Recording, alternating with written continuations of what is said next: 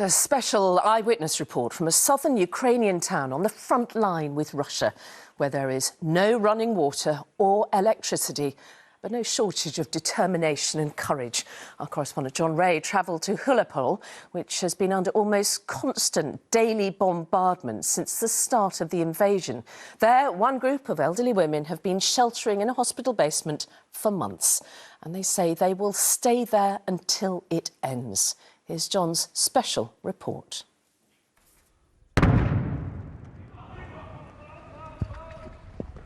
This is the rhythm of each and every day.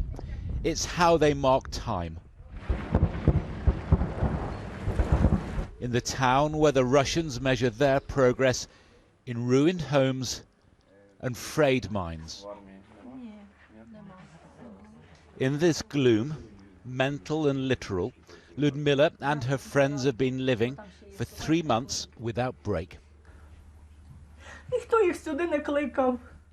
Who asked the Russians to come here? What have they come to free us from? Our families? Our homes? From our lives? Vera tells us she has nowhere else to hide. How long can you stay? Until it ends, she says. So for the foreseeable future, home is the basement of the town's hospital. No running water, no mains power, no way to care for patients in the dark, unless they can plug in this generator. And that too will require nerves of steel. How are things in your hospital now? Do you have the medicine, the power? No, and we have no patients here at the moment. You're used to that all day, all day, every day.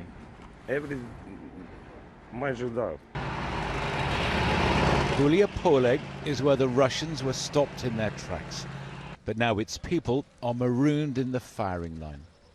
This is an unremarkable town whose great misfortune is to be so close to Russian lines. They are just 2 miles down the road here. And that means that almost every day for the past 3 months, it's come under attack.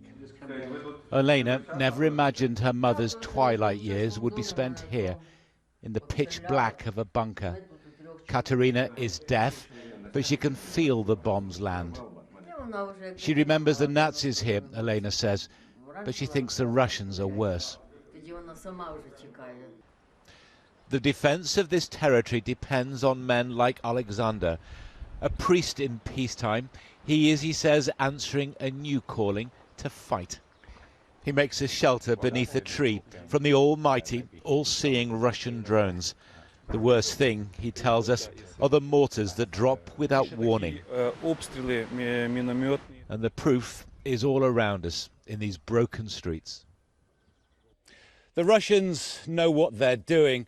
It's just that they don't care very much about the consequences. This enormous crater was once a simple village home, and the family who lived here had even written "people" on the gate.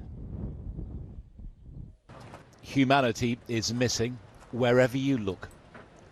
And while the war has turned east, Ukraine cannot afford to neglect this long southern flank. They have enough ammunition for war. They prepared for this war. They have enough of everything. So it's you who needs more. We need more. We didn't prepare. So Captain Bistrick's men have dug trench after trench and await a Russian reckoning. You have the heart for the fight, but you don't yet have the weapons that you need to win. You're right. Exactly. We have soldiers that are with strong spirit, but we don't have enough weapon for them. They are ready in front line to attack Russians and liberate our territory. In this one small town, 21 civilians have died in the daily shelling. It's a collective trauma. In the attack on the market, Jana lived, she says, only because a neighbour pushed her to the floor. She is clearly still in shock. thunder.